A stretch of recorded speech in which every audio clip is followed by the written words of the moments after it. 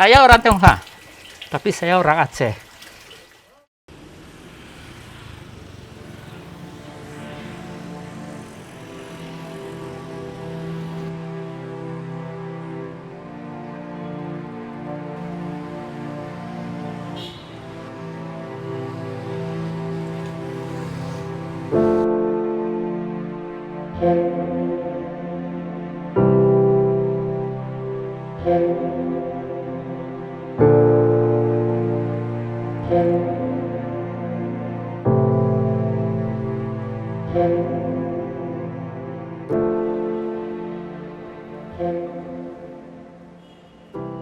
Kalau kita cerita masalah Vihara Dharma Bakti ya, jadi dulu mungkin lebih terkenal dengan Tapekong. Jadi kalau dulu waktu kecil-kecil orang kalau misalnya apa, itu kalau dibilang Tapekong orang udah tahu, tukang becak pun tahu. Jadi sebenarnya Vihara Dharma Bakti ini sudah ada dari tahun 1878. Tapi bukan di tempat sekarang, di Pantai Cermin Ulele, di dekat Pelabuhan Sarang. Ya, jadi daerah itu namanya Kampung Pantai Cermin. Jadi di sana berdirilah dulu masih berbentuk kelenteng, ya berbentuk kelenteng di sana. Karena yang kita anukan waktu itu komunitas Tionghoa, ya, yang datang dari Tiongkok. Dia itu kebanyakan tinggalnya di pesisir Ulele, ya, pesisir pantai, yaitu di Ulele. Itu di Pantai Cermin itu. Buktinya itu mengapa banyak masyarakat Tionghoa sana tuh biasanya pendatang itu atau perantau itu datang kan pasti cari daerah yang misalnya pendaratan kapal dan sebagainya, sehingga mereka mendarat di Pantai Cermin. Buktinya itu banyak kuburan-kuburan orang Tionghoa di sana-sana. Itu tahun 1878 sudah berdiri. Kemudian tahun 1936 makanya vihara itu pindah ke tempat sekarang, yaitu di Jalan Panglima Polim ini. Dulu vihara ini sebenarnya bukan vihara, tapi adalah rumah singgah. Ya, rumah singgah itu dari istilahnya perkumpulan orang-orang Hokkien. Karena kan ada suku-suku ya, jadi kebetulan itu adalah suku Hokkien. Jadi suku Hokkien yang datang dari Tiongkok, datang kemari, kan tidak ada saudara, tidak ada siapa-siapa. Mau cari penginapan, tidak kayak sekarang. Udah mau cari di mana, mau kos, dulu tidak ada. Jadi datang, nginap di rumah singgah ini. Jadi tahun 1936, karena perkembangan dan situasi itu, pantai itu kan erosi dan sebagainya. Dan juga banyak masyarakat Tionghoa sudah pindah ke kota.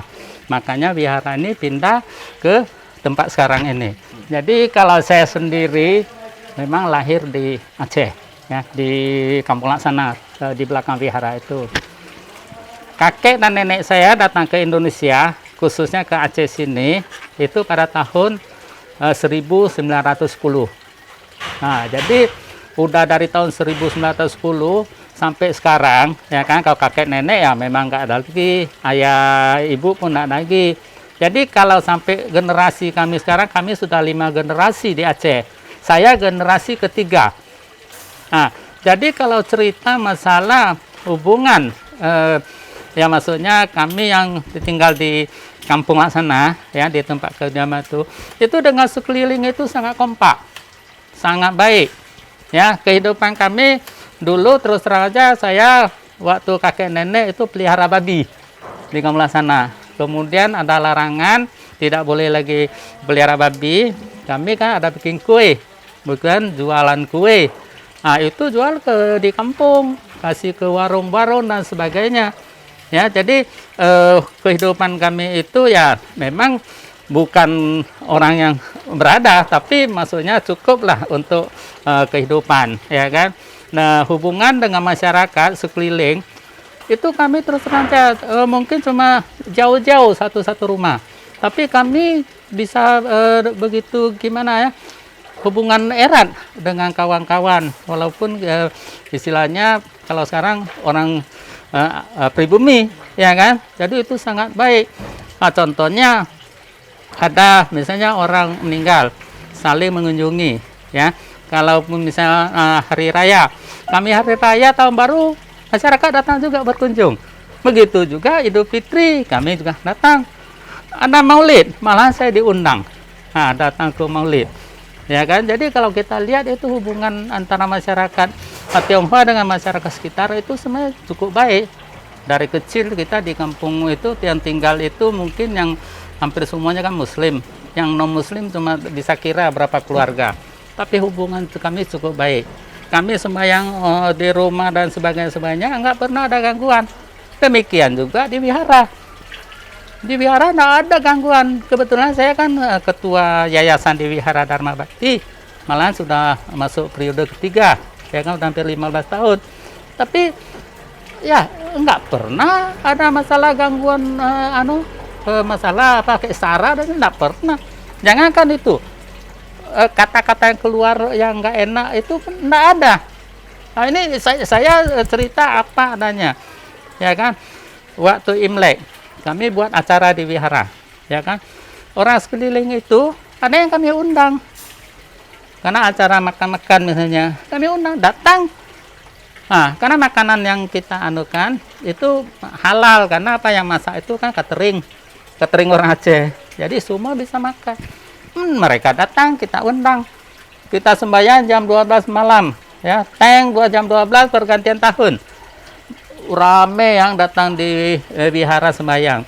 Tapi yang dari kita kawan-kawan Muslim yang datang lihat juga banyak. Mereka datang kan untuk lihat, untuk tahu, oh gimana kok orang Tionghoa sembahyang, orang Buddha itu sembahyang gimana. Berdiri di pagar penuh, ya kan, lihat di pintu gerbang, ya kan. Tapi nggak ada yang mengganggu, yang mengeluarkan kata-kata, nggak ada. Jadi di sini sebenarnya di Aceh toleransinya bagus sekali. Toleransinya bagus sekali. Begini, ya kan. Aceh nggak pernah, ya kan. Daerah lain coba ada yang gerejanya dibakar gara-gara memang perbedaan keyakinan. Ada yang masjidnya misalnya dirusak oleh sesama umat Muslim, tapi lain aliran misalnya. Jadi kalau kita sini nggak ada di Aceh.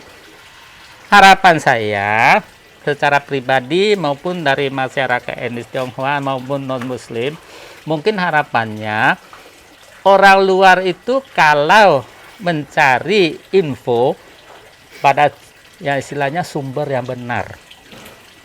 Kalau kami sendiri memang kemana saja selalu kami membawa misi, ya, diminta apa enggak selalu memberikan masukan kepada kawan-kawan. Pokoknya Aceh itu aman, Aceh itu toleransi. Saya orang Tionghoa, tapi saya orang Aceh. Sekarang saya lahir di Aceh, ya kan. Di mana bumi dipijak, di sana langit dijunjung. Jadi kita mati hidup di sini. Orang katakan kamu Cina, berarti kamu kan negaranya di itu Cina di sana. Tapi kita ini kan di Indonesia, berarti kami orang Indonesia.